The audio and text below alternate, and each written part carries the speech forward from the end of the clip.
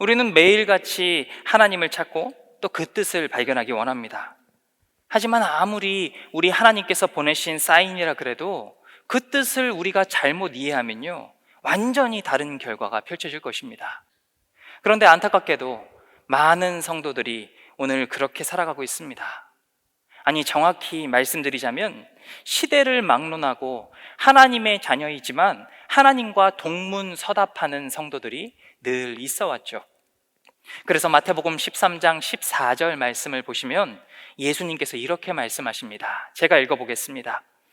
이사야의 예언이 그들에게 이루어졌으니 일러스되 너희가 듣기는 들어도 깨닫지 못할 것이요 보기는 보아도 알지 못하리라.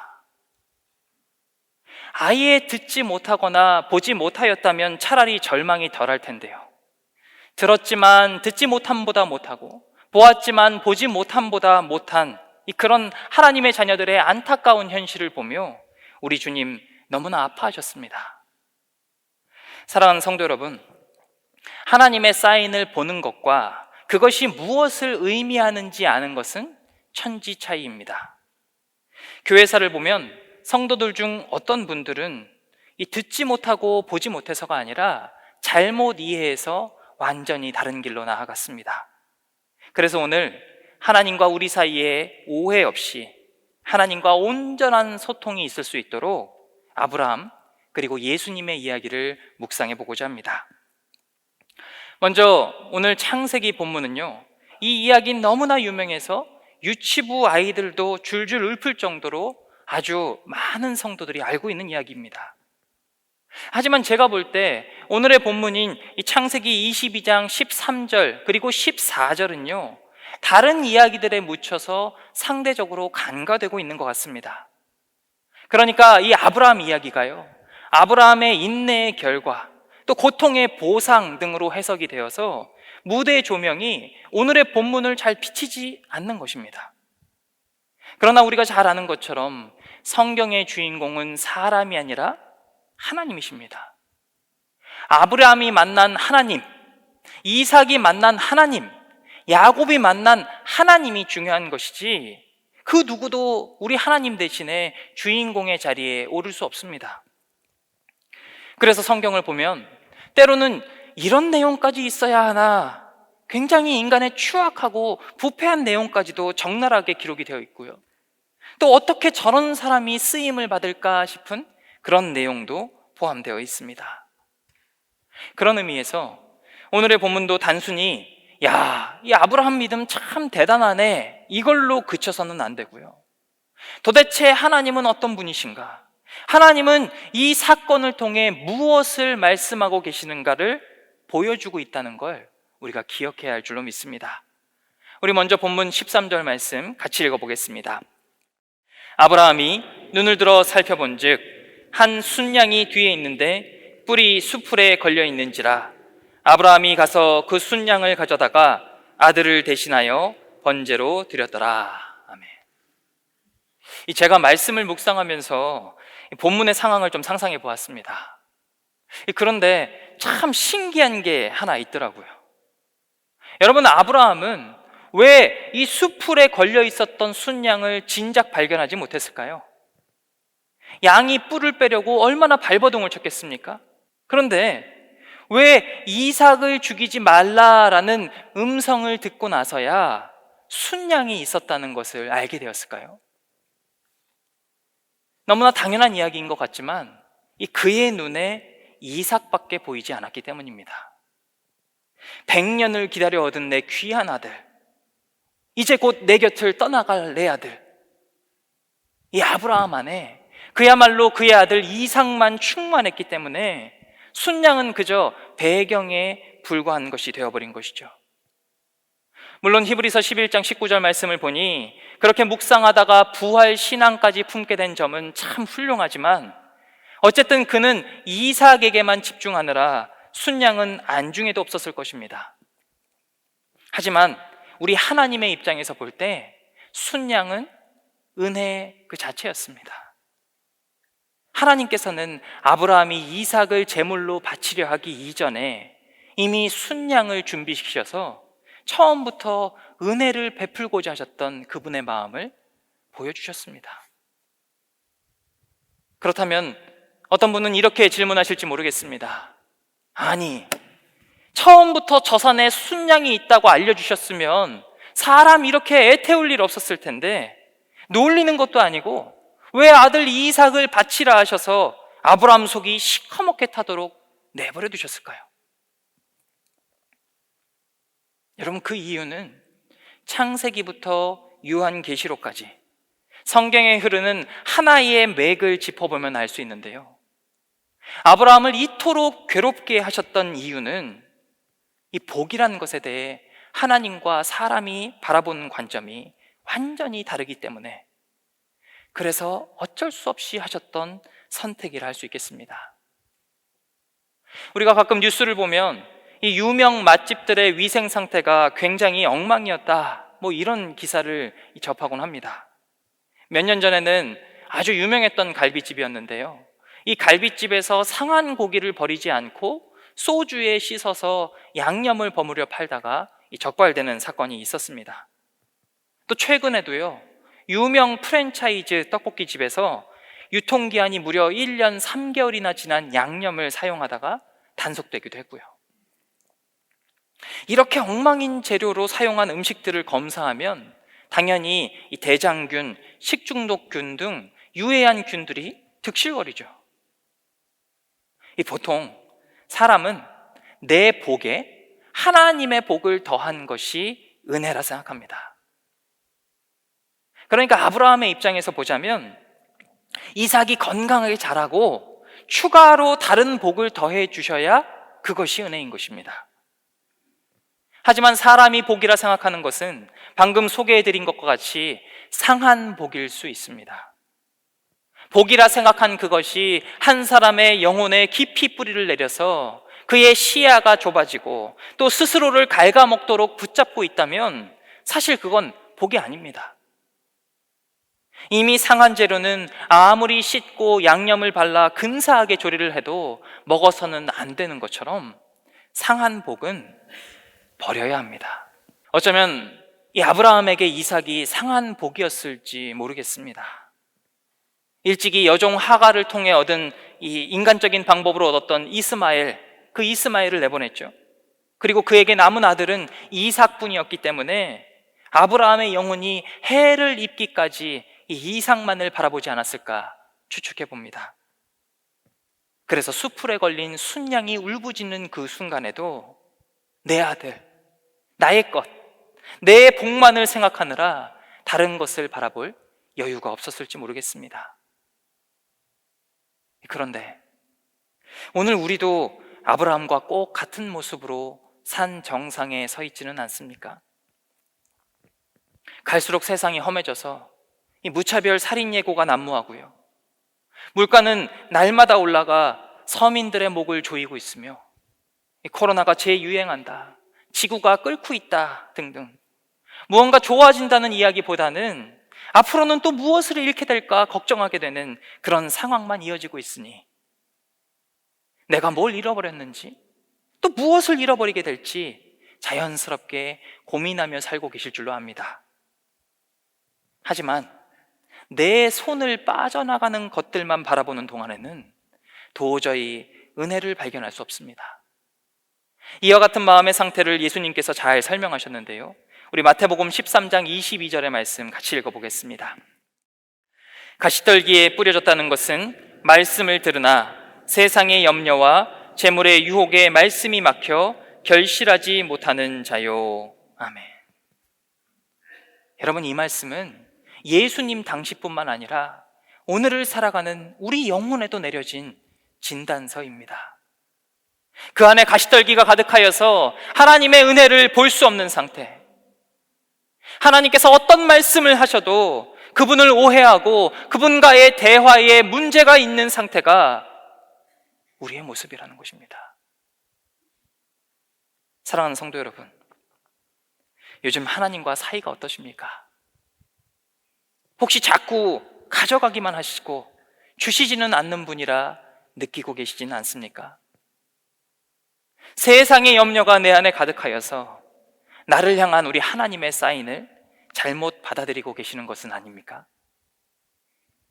오늘 하나님은 아브라함에게 이삭을 바치라 하셨듯 우리에게도 쥐고 있는 것들을 바치라 하십니다. 아니, 하나님, 도대체 무엇을 더 가져가시겠단 말씀입니까? 내 손에 아무것도 없으면 앞으로 도대체 어떻게 살라는 말씀이십니까? 두렵고 떨리지만 그래도 아직 붙잡고 있는 욕심과 걱정을 우리 하나님 손에 드리라 하십니다. 그렇게 할 때에만 순양이 준비된 곳, 곧 상한 복이 참된 복으로 바뀌는 은혜의 자리를 우리가 발견할 수 있기 때문입니다. 잠시 화제를 전환하겠습니다.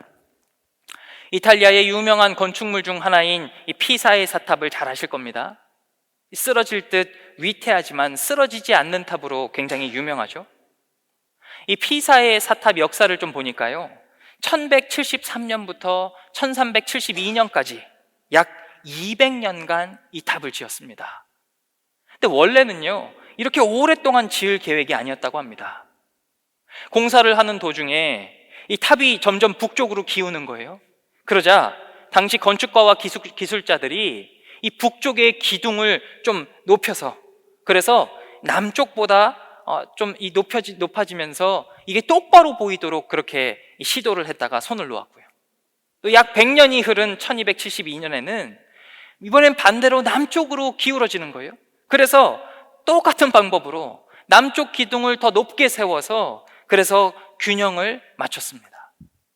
우여곡절 끝에 1372년이 되어서야 겨우 탑이 완공되었는데, 이후로도 600년 동안 조금씩 이 탑이 기울어져서 결국 1990년에는 붕괴 직전까지 이르렀다고 합니다. 약 10년간 추가 보강 공사를 한 끝에 지금은 약 5.5도에서 이 기울어짐이 멈췄습니다. 하지만 전문가들에 따르면 앞으로 300년 후에는 이 탑이 또 어떻게 될지 모른다 그래요. 분명 처음 의도는 그렇지 않았는데 어쩌다가 850년간이나 공사가 끝나지 않는 지경이 되었을까요? 그 이유를 보니 이 기초공사에 있었습니다. 피사의 사탑 높이가 58.36m인데요, 이렇게 높은 탑의 공사를 시작할 때 기초를 3m밖에 두지 않았다고 합니다. 처음 공사를 시작한 사람들이 그동안 해왔던 작업이 좀 아깝더라도 우리 이러지 말고 다시 처음부터 시작합시다 라고 했으면 문제가 없었겠죠. 그러나 어떻게든 이 탑을 좀 살려보겠다고 북쪽 고쳤다, 남쪽 고쳤다 하면서 결국 오랜 세월 이런 위태로움을 경험하게 되었습니다. 사랑하는 성도 여러분, 지금의 우리를 바라보시는 하나님은 어쩌면 피사의 사탑처럼 높지만 기울어져가는 우리의 믿음을 보시며 재공사를 결심하신 것이 아닐까요? 그동안 지극히 당연하다며 중요하게 생각하지 않았던 기초로 돌아가서 다시 시작하기를 원하고 계시는 것은 아닐까요? 그러니까 점점 더 어려워지기만 하는 오늘의 상황은 어느 순간부터 우리가 본질을 놓치고 신앙생활을 하고 있음에 대한 책망이자 동시에 무너지지 않을 반석 위에 우리의 믿음을 세우시려는 은혜라고 말할 수 있겠습니다. 사랑하는 성도 여러분, 우리는 왜 존재하고 있습니까? 잘 아시는 말씀인 이사야서 43장 21절 말씀을 보면 우리 인간의 존재 목적이 하나님을 찬양, 곧 하나님께 매일 감사드리기 위함이라고 밝히고 있습니다. 하지만 오늘을 살아가는 많은 성도들이 세상적인 감사에 너무나 오염되어 있습니다. 세상은 두 가지 경우에 감사하죠. 하나는 남들이 가지지 못한 것을 가졌을 때이고요, 다른 하나는 남들이 가진 것을 가지지 않았을 때입니다. 남들이 감히 구매하기 어려운 브랜드의 옷을 입었다거나 혹은 꿈만 꾸는 비싼 차를 몰 때, TV 속에서나 볼 법한 근사한 집에 살 때 세상은 감사합니다. 또 남들이 가진 것을 갖지 않았을 때, 그러니까 중병에 걸리지 않았거나 사업에 실패를 경험하지 않거나 가정에 문제가 없을 때 감사합니다. 하지만 이런 감사는 그야말로 허상입니다. 감사의 기반이 썩어 없어질 것들에 있기 때문입니다. 우리 하나님께서는 그분의 자녀들인 우리가 이 세상의 감사가 아니라, 세상 사람들도 할 수 있는 감사가 아니라 본질인 하늘의 감사로 하나님께 영광 돌리기 원하시는 줄로 믿습니다. 하나님을 사랑하고 하나님께 사랑받는 그 자체로 완전히 만족하는 그런 깊은 교제의 상태로 들어가길 바라시는 것입니다. 그런데 아무리 신앙생활을 오래 했어도 기초가 얕은 믿음으로는 이런 감사를 도저히 드릴 수가 없습니다. 이렇게 한번 생각해 보시겠습니까? 걸음마를 10수년 전에 떼고 펄펄 날아다니는 청년이요, 안타깝게도 사고를 당해서 오랫동안 입원해 있으면 재활치료를 받아야 합니다. 여러분, 그때 치료받는 과정은요, 꼭 이제 막 걸음마를 떼는 아이의 모습과 같습니다. 한 발 한 발 조심스럽게 내디디면서 다시 걸을 수 있도록 훈련하죠. 마찬가지로 이 어려운 현실 앞에 그동안 높이만 쌓아온 우리의 믿음이 기울어지고 있다면, 아무리 우리가 잘 아는 것들이라도 다시 훈련받아야 합니다. 그런 의미에서 오늘 우리에게 허락하신 요한복음의 본문을 보겠습니다. 요한복음 7장 37절부터 38절의 말씀 우리 같이 읽겠습니다. 명절 끝날 곧 큰 날에 예수께서 서서 외쳐 이르시되 누구든지 목마르거든 내게로 와서 마시라. 나를 믿는 자는 성경의 이름과 같이 그 배에서 생수의 강이 흘러나오리라 하시니. 아멘. 여러분, 지금 읽으신 말씀에 명절이라고 등장하는데요, 이 명절은 유대인들이 굉장히 중요하게 생각했던 이 초막절입니다. 이 조상들이 광야에서 얼마나 어려운 생활을 했었는지를 돌아보면서 하나님께 감사하는 절기가 바로 초막절이었습니다. 초막절이 되면 유대 전국에서 30만 명이 넘는 사람들이 모여들어서 예루살렘 근처에 천막을 쳤다고 합니다. 이런 축제의 기간 중에 가장 하이라이트가 있었습니다. 바로 이 실로암 못에서 물을 길어오는 시간인데요, 제사장들이 먼저 순금 항아리를 들고 실로암에 가서 물을 담으면 그 뒤를 따라 백성들이 각자 준비한 이 항아리를 들고 물을 담아서 따라옵니다. 수십만의 사람들이 무려 4km 이상의 줄을 서서 찬양을 하면서 이 물을 들고 성전으로 들어가는 모습, 이거 정말 장관이었을 것입니다. 이 의식은 이 광야에서 이스라엘 백성들이 갈증 가운데 죽어갈 때 반석에서 하나님께서 물을 주신 그 놀라운 은혜를 기억하기 위해서 만들어진 것인데요, 예수님은 명절 끝날, 그러니까 이런 물 길어오는 의식을 막 마친 사람들에게 큰 소리로 말씀하시는 겁니다. 누구든지 목마르거든 내게로 와서 마시라. 누구든지 목마르거든 내게로 와서 마시라. 사랑하는 성도 여러분, 예수님께서 어디 다른 사람들에게 이 말씀을 하신 것이 아닙니다. 하나님의 백성으로 살아가는 이들, 게다가 방금 전 실로암에서 물을 길어와서 내 손에도 물, 우리 가족 손에도 물, 주변을 둘러보아도 사방이 다 물인 그런 상황 가운데 이 말씀을 하셨다는 것에 우리는 주목해 보아야 합니다. 우리 예수님 말씀의 핵심이 무엇입니까? 결국 내 손에 들고 있는 것으로, 내가 붙잡고 있는 것으로는 내 영혼의 갈증을 해소할 수 없다는 것입니다. 마치 오늘 우리가 머리로는 어떻게 신앙생활을 해야 하는지를 잘 알지만 가슴이 동하지 않고 영적 목마름 가운데 있는 것처럼 말입니다. 우리 주님은 하나님의 자녀들이 살아날 유일한 방법은 오직 예수님을 믿어 그 배에서 생수의 강이 흘러 넘치는 것이라 말씀하십니다. 여러분, 근데 좀 이상하지 않으세요? 당시 유대인들은 그렇다 치고 오늘 우리는 다 예수님을 믿어서 이 자리에 앉아 있는데, 주님을 믿고 있는데 뭘 더 믿어야 하며 왜 말씀대로 우리 안에 생수의 강이 흘러 넘치는 것 같지 않을까요? 결론부터 말씀드리자면 예수님을 믿는다는 건 그분을 머리로 아는 것이 아닙니다. 예수님을 믿는다는 것은 하나님과 화목해지는 것입니다. 주일 이 좋은 날에 일부러 시간을 내어서 예배의 자리에 앉아 계신 성도들이 하나님과 화목하지 않다?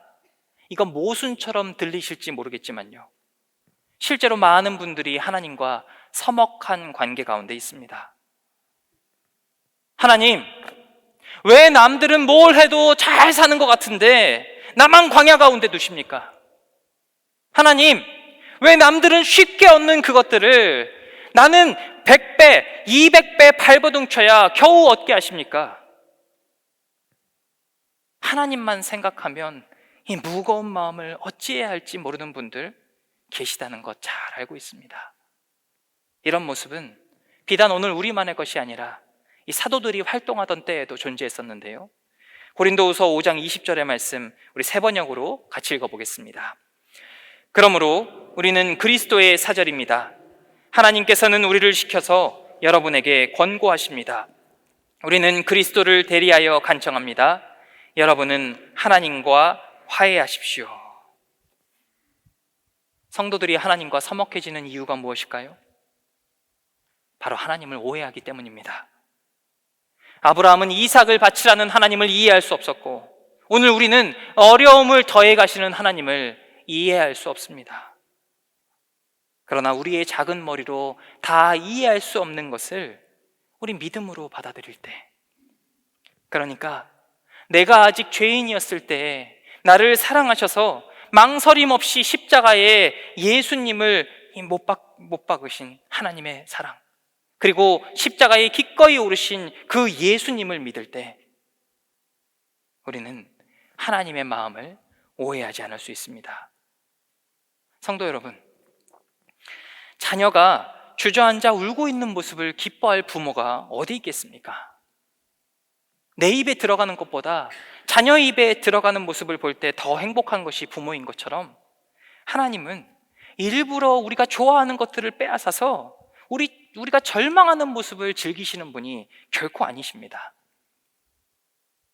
자녀가 불량식품 먹느라 좋은 음식은 거들떠보지도 않는다면 그 손에 든 것을 어쩔 수 없이 거두어 가야 하는 것처럼, 하나님은 땅의 것에 중독된 하나님의 자녀들에게 하늘의 신령한 것을 주시기 위해서 오늘도 우리 삶의 한가운데서 역사하고 계시는 줄로 믿습니다. 사랑하는 성도 여러분, 눈을 들어 십자가를 좀 보시기 바랍니다. 우리가 앉아서 예배드리는 바로 여기가 순양이 준비된 곳입니다. 나를 괴롭히든 그것이 어떤 문제이든 십자가를 바라보는 이들에게 하나님이 약속하십니다. 로마서 8장입니다. 자기 아들을 아끼지 아니하시고 우리 모든 사람을 위하여 내주시니까 어찌 그 아들과 함께 모든 것을 우리에게 주시지 아니하겠느냐. 아멘. 오늘 이 시간, 이 귀한 주일에 우리 모두 하나님과 화해하기를 간절히 소망합니다. 십자가의 사랑으로 우리를 살리신 분이라면 그분의 손, 때로는 험한 광야길을 갈지라도 그분의 손 꼭 붙잡고 가는 그 최종 목적지는 반드시 선한 곳이라는 것을 우리 다시 한번 입술로 고백하게 되기를 간절히 소망합니다. 사랑하는 성도 여러분, 거친 삶의 자리에서 그동안 쌓였던 하나님에 대한 오해를 푸시고요, 하나님은 상한 복을 가져다 참된 복으로 바꿔주시는 분, 기울어가는 탑을 무너뜨려서 흔들리지 않을 믿음의 탑을 세우시는 분이라는 것을 다시 한번 이 마음판에 새기시기를 간절히 소망합니다. 그리하여서 내 삶에 이루어지는 구원 계획, 예비된 순양을 발견하는 우리 모두가 되기를 간절히 소망하며 축복합니다.